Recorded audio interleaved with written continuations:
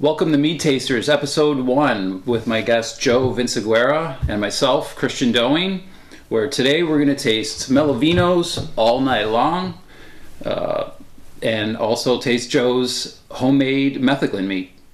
Let's do it.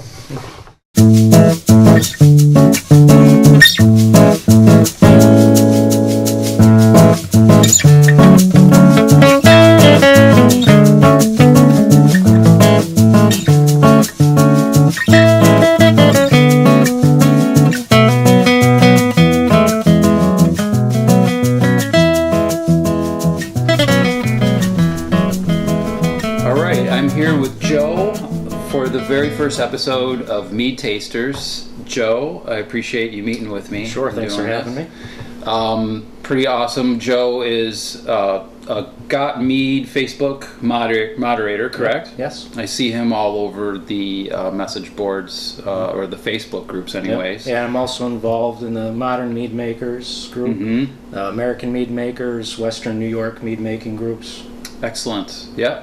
Places I all frequent regularly, and I know a lot of other people do, so a lot of you watching this are going to know Joe, and I appreciate you doing this. Like I said, this is the first ever episode, and I just wanted to take some time to talk about why I started doing this. I love mead, and I just want to see it grow. I want to see more people, develop an appreciation and love for it, like people do with wine and beer, and cider, and liquor.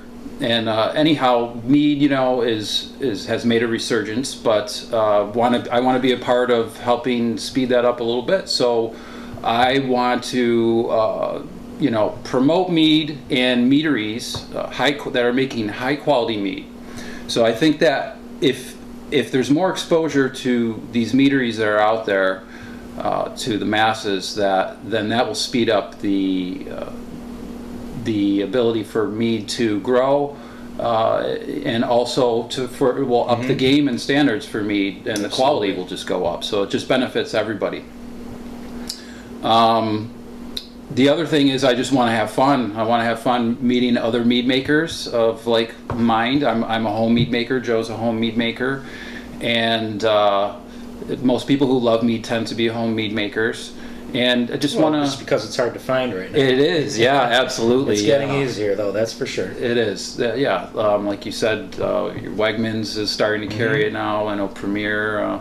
Some of the local liquor stores are starting to carry more and more. But yeah, it's if you can't find it very easily, then you make it. So. Just want to have fun and get to spend time learning from other mead makers. So that's the reason for this. So just enjoy a glass of mead. Yeah, and enjoy absolutely get to enjoy a glass of mead with a friend. So having said that, Joe, why don't you tell us a little bit about yourself, how you came to learn about mead, and how your relationship with mead started. Sure. I think my introduction to mead might have been a little bit different to others, in that a few years ago I found out that I've got celiac disease, which means I can't have anything with gluten in it. Right. Now, I used to enjoy a nice beer, a nice stout, and that went away real quick. Oh, wow. And then for Christmas one year, I got a beer making kit from a family member, and I said, well, I can't drink beer. I said, well, you'll figure out how to make some gluten-free alcohol. Like, okay, so I started researching on the internet. It's not exactly easy to make gluten-free beer. It's possible, but it's not. Yeah, it's not something I wanted to start out with, that's for sure. Right. So doing some searches on the internet, okay, well, what can I make that's gluten-free? That's not too difficult to make. And I came across Mead, and of course the Got Mead website, and some of the other groups and forums, and I thought, well, this sounds simple enough, let me try this. So I tried it, and it was a little more complicated. Now, that was a couple years ago, and I've learned a lot since then, and have really fallen in love with the hobby. And that's about it. Yeah, it's an unfortunate way to stumble across mead, but you know, I'm sure you're. Well, I'm enjoying the stuff we get to drink now. Absolutely, absolutely, awesome. Okay, well, today the first ever mead that we're going to taste from a meadery is from Melovino Meadery in New Jersey, headed up by and ran by Sergio Mutella. I know he has a long history in his family of winemaking tradition. I believe his grandfather was a Portuguese winemaker. I'm not sure if professionally. Right. Yep. I've heard him tell stories of that on some podcasts. And Sergio's been really big in the community as far as, you know, obviously he wants to promote his own product, but he's promoting other mead makers as well, working with all the different, the American Mead Makers Association and all the forum groups online, really helping up-and-coming mead makers make a better product. And he's really a great guy, really looking out for the community and to help us all grow. Yeah, I know he is the originator of TOSNA, which stands for Tailored Organic Staggered Nutrient Additions, which is very common with a lot of modern mead makers. And that can be found at meadmaderight.com. And I don't think he's implying it's the only right way to make mead, but I think he's implying that whenever you do employ TOSNA methods, that it's going to be more right than wrong. Sure. When it's made. So so check that out, that website as well. And I believe I'm not sure, I think it might be melovino.com, but if you just Google search, you can find Melovino's website. All right, let's go forward. We'll taste this. We have some notes that we've written down here, but this is a coffee mead called All Night Long, and he describes it here as an espresso coffee which was cold brewed and blended into mead. He says it's a great after dinner sipper, especially when paired with chocolates or vanilla ice cream. It's a 13% ABV, so it's your standard wine strength. And yeah. So when I was watching you pour this, obviously the first thing I noticed was the color, and that's just a gorgeous color. You don't see that a lot. It's a reddish. I think you described it as an Irish red. You know, you get that coffee color from it, and it's just beautiful. Absolutely, it's very clear, close to brilliantly clear. It's still, so it's like a wine. It's still no carbonation there. And well, let's take a sniff.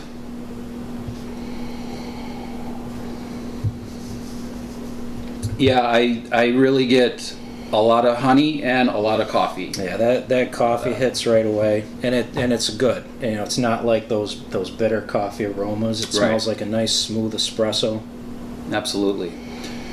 Very well balanced. I get some sweetness in the smell as well, and I think you had described it as almost fruity. Yeah, I think that's coming from the honey. And that sweetness balances really well with those roasted coffee notes. They just go together.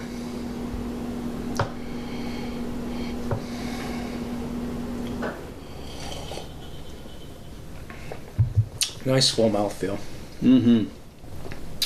Velvety. Yes, extremely smooth. Smooth, warm. Definitely the coffee flavor and the honey flavor, that just like in the aroma. And it's got an acidity that balances that sweetness really well. Absolutely. So it's not cloyingly sweet.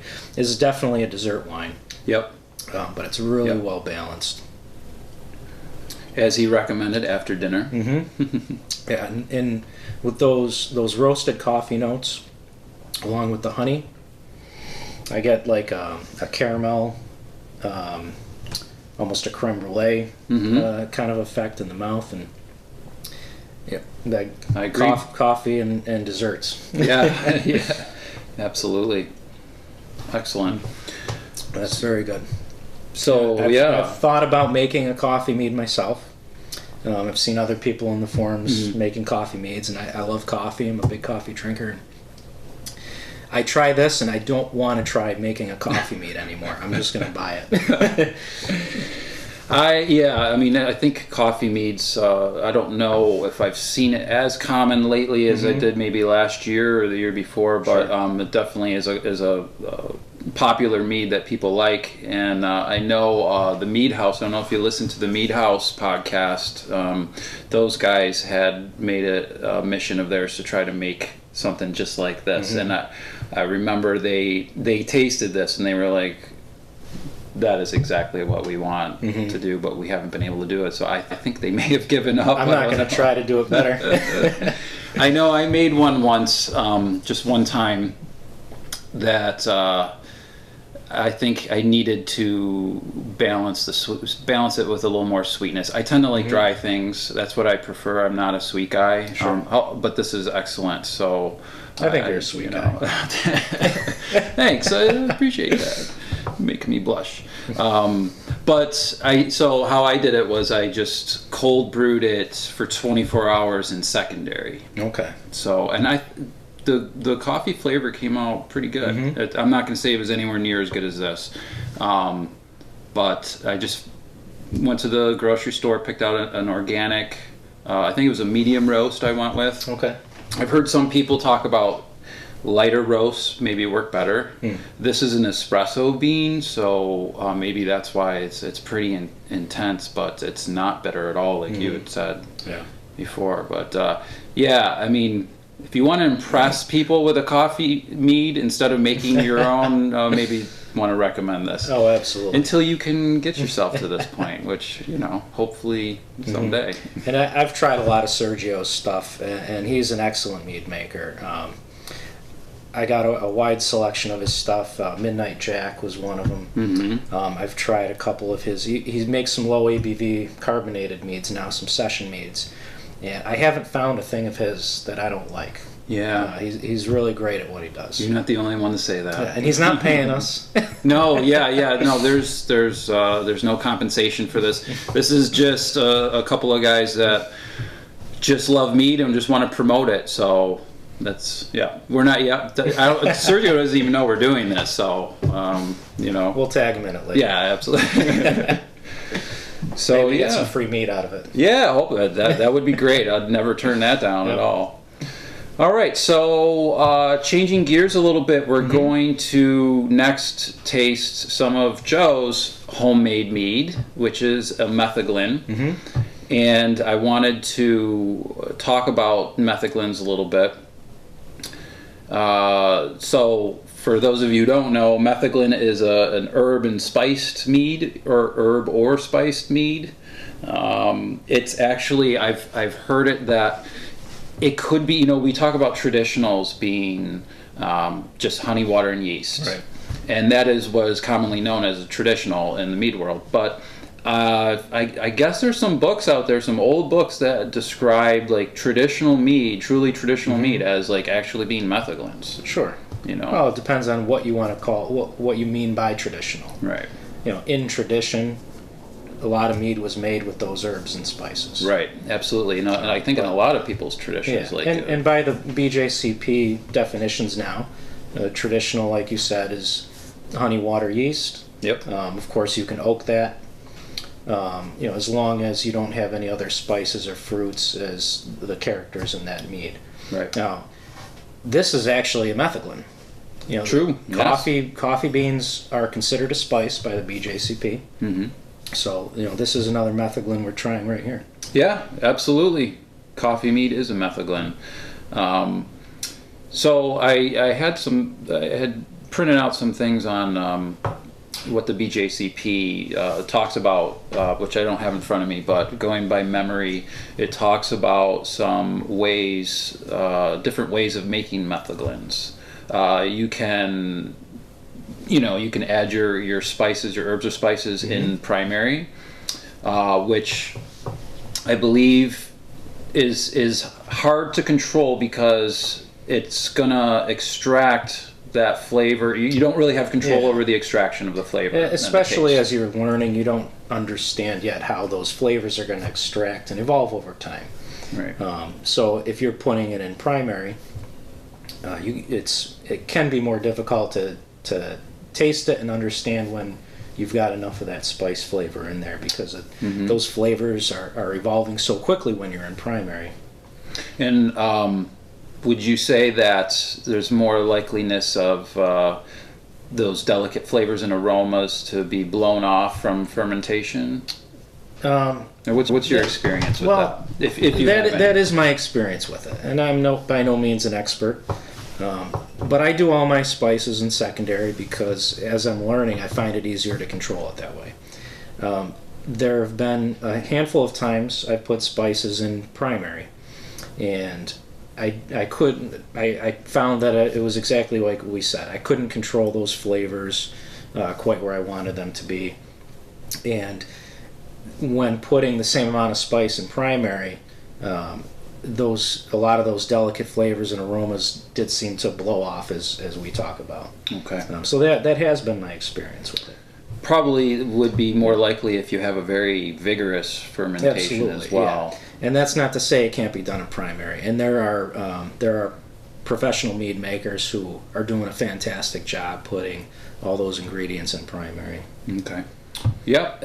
So the other one would be, like you mentioned, in secondary. That tends to be what most people do. There is, I guess, a risk, not I guess, there is a risk of contamination, possibly. It's not likely if you have a high ABV, but if your spices or herbs are suspect, I know some of them, if they're like low quality from not good companies, they could come with like fungus or bacteria on them, which that could be a risk. The BJCP mentions this, so that's why I bring it up. But that's not something I've necessarily experienced. I'm using quality ingredients, and I've got a 10%, let's say, mead, so it hasn't been a problem for me doing it in secondary. Good. Yes, so obviously it should go without saying, but doesn't always, that ingredients are crucial. High quality ingredients are crucial to making good mead.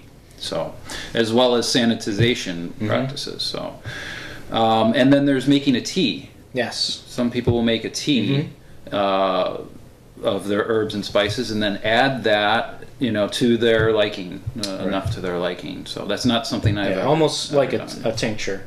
Right. That was the other thing. Extracting those spices in. I see people do it in vodka or in water, and they'll make an extract on their own of those spices and add that in primary or secondary for the same reasons we've discussed. Now I do see other people making, taking the water that they'll use in primary and putting the spices right in the water and making what you would consider a standard tea in that sense. And once the water has the profile they want, adding the honey to that and starting their fermentation. Okay. Have you ever done that? I have not. I did that one time when I was very new to mead making, and it was a low ABV mead, and it didn't come out how I wanted. But I need to try it again. Yeah. So yeah, but you're right. Absolutely, that's another way. So and then the tincture, which you mentioned as well.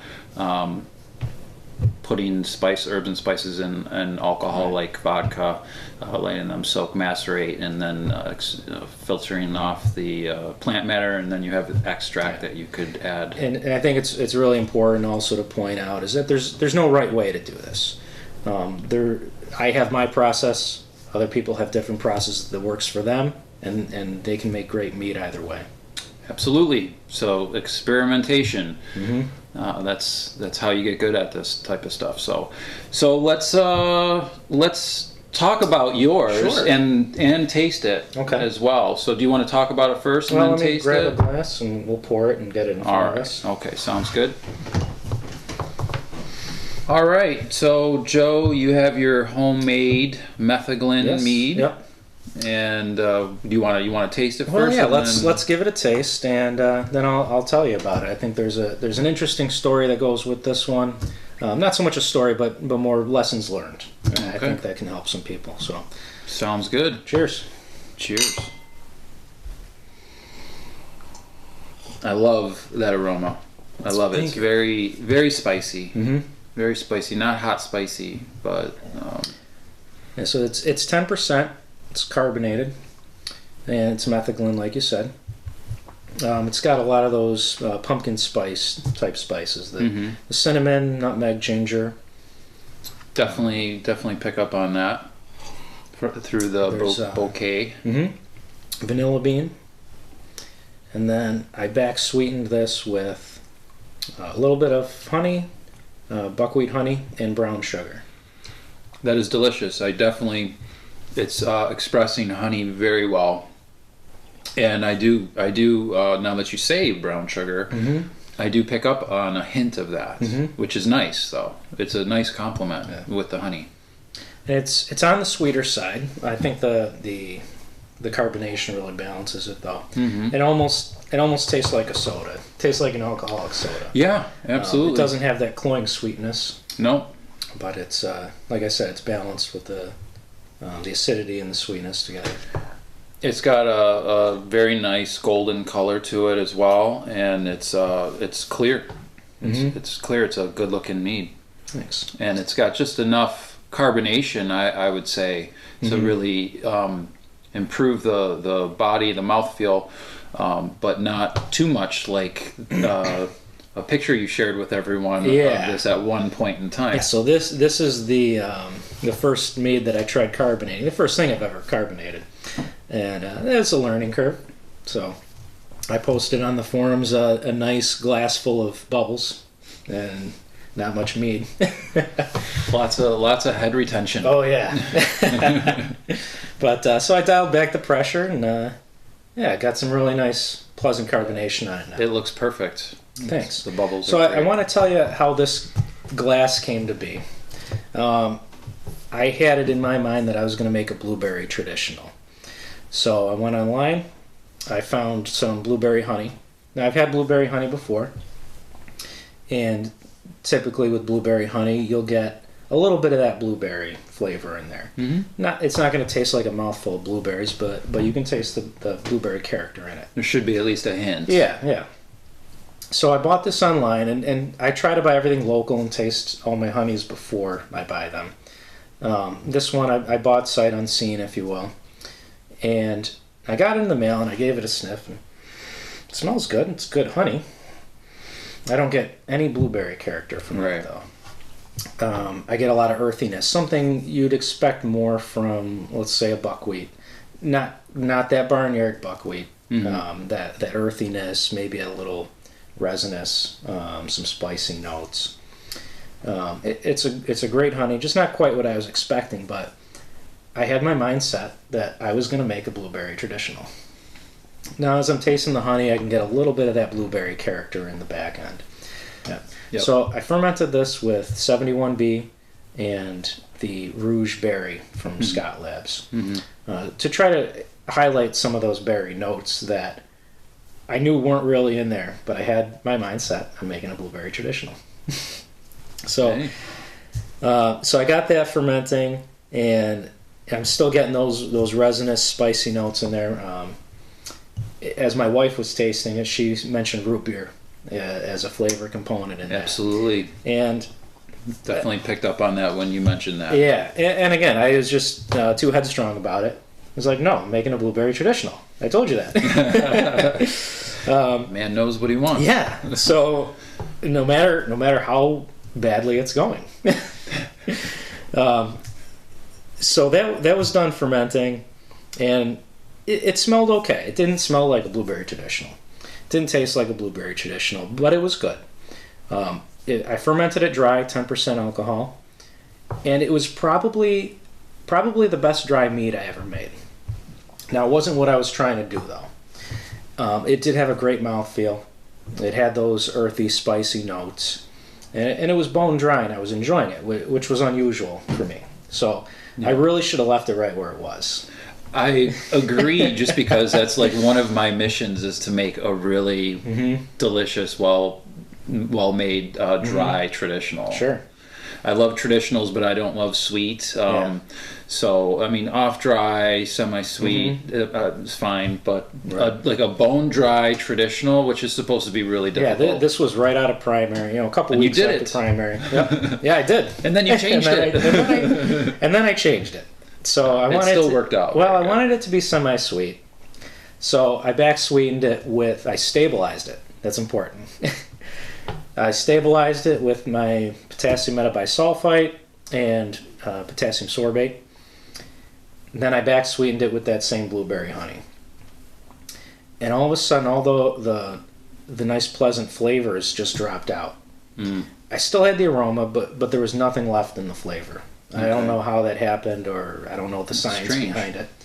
But all those flavor components dropped out when I back-sweetened it. So I was like, all right, well, I've already screwed this up now. So what can I do? Now, I had some cascara fruit laying around, which I've been wanting to play with. I'm not sure if most people aren't familiar with that. It is the fruit of the coffee bean, the coffee tree. Okay. So we just tasted Sergio's up all night long, his coffee mead. And the fruit that the bean comes from is typically thrown away because it's less valuable than the coffee. Right. I was able to get my hands on some of the fruit. It's a dried fruit. It's becoming more popular to make teas with lately. Now, did you originally hear of this on a Got Mead podcast? Because I tend to remember hearing a guest from like South America that uses could be. that. I have a terrible memory. Okay. So I might have. So do I. I could be completely wrong.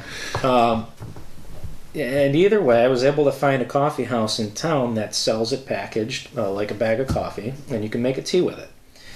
It's always sounded interesting to me, so I thought, well, let me experiment with this. Now, it doesn't taste like coffee. It tastes more like a dried cherry without the sweetness, maybe your dried fruit flavors, your raisins, your dates, but much less sweet. Okay. So I put some of that in, and that didn't go anywhere for me. I was just getting a hint of it, and I knew those flavors just weren't working well together. So I stopped right there before I put any more in. So there is still a little bit of that in here. Okay. So the next thing I did was I went back to my wife, who's got a much better palate than I do. And I said, what do I do with this? And she said, just put cinnamon in it. I'm like, oh, she's right. But I can't tell her she's right. So I'm like, okay, I'll do pumpkin spice. It is the season. So I put in the cinnamon and the nutmeg and the ginger. And just those pumpkin spices, none of the pumpkin puree or any of that. Now, did you do them separately on your own, or did you get an actual like pre-blended? I got spice? all my spices fresh, whole, and I grind them up. And I went to pumpkin pie recipes to look at the ratio that these spices are used in. Okay. And that's how I determined the ratio of all my spices. Okay. See, you're doing it the right way. You're getting the high quality ingredients starting there. Yeah, I go to the spice store down the street, and they've got some really good fresh spices in there. That's important. Yeah, I mean, it definitely comes out in the finish. The taste is exceptional spice wise. So that's lesson to people who don't get top quality ingredients. Yeah, it's important. Even spices, they really should be fresh. You'll see a big difference. So I put in those spices. It still was missing a little something. I put in vanilla bean. That definitely helped. The brown sugar and the buckwheat to back sweeten it. And at this point, I'm finally going down the path where I'm letting it be what it wants to be.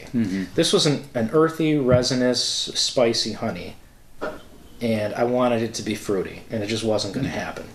And now that I put that brown sugar and that buckwheat honey to accentuate that earthiness, it finally turned into what it was telling me it should have been all along. So the mead told you. I needed to stop fighting it. Just let it be. So it was really going great, and it continued to as well. So I did some acid bench trials with it because it was flabby. The flavors were good, but just kind of lifeless. This was autumnal. Yes, this is my. If you saw it on Facebook, this is the full-bodied autumnal pumpkin spice. That's right. Okay. Yeah, I've shared some pictures of it a little bit along the way. Yeah. And if memory serves me right, tartaric acid won out. Yes. Yeah. So I did my bench trials with my different acids. I had my control. It's always important to go back to that to know what you're starting with. Mm-hmm. I tried malic acid, tartaric acid. Make a solution of the tartaric and malic too. So I make a 20% solution, and I use a dropper in wine glasses to do my bench test. Okay. So let me just stop you for one second. For any newbies out there that are like, well, why are you adding acid to your mead? Why don't you just explain that? It's all about balance. And we saw this when we were tasting Sergio's as well. It's coffee, it's sweet, and just like this, it's more of a dessert wine. Now, if we didn't add acid to it, it would just be flabby is the word we use a lot for it. It's lifeless. The acid balances out the sweetness, because otherwise you might have something that's just cloying. That just tastes without the acid. This would just taste like a soda, like a sickly sweet. Yeah. Cloying. Yep. Yeah, that bite on your tooth sweet. Yeah. So we add acids to that to balance those flavors. Okay. And that's done in the wine industry as well. They balance their sweet wines with acids to get that balance. Absolutely. Well, you did a good job because it's Thanks. very well balanced. So. Thank you. All right. Yep. So, Metheglin, I just want to say one more thing about that before we leave. It's a Welsh word from the 16th century, comprised of meth and glin, or metheg and lin, I believe is what it is. And the metheg is a Welsh word for medicinal, and lin is the Welsh word for liquor. So medicinal liquor. And a lot of times I have a strong interest in herbal medicine. I have for a long time. I make a lot of my own tinctures for medicine reasons. And that, so it makes perfect sense, you know, that there are plenty of herbs and spices that are medicinal. And so back in the day, especially the Greeks were very much into metheglins, that you could, for all kinds of ailments, you would give them mead spiked with herbs and spices. So metheglin means medicinal liquor in the old Welsh language. So learn something new. I know we both learned something new. Yeah, absolutely, and I love it, and that's what this is all about. So, Joe, thank you so much. All right, I really appreciate it. Yeah, and I hope we can do it again soon. Absolutely, thank you. All right, take care.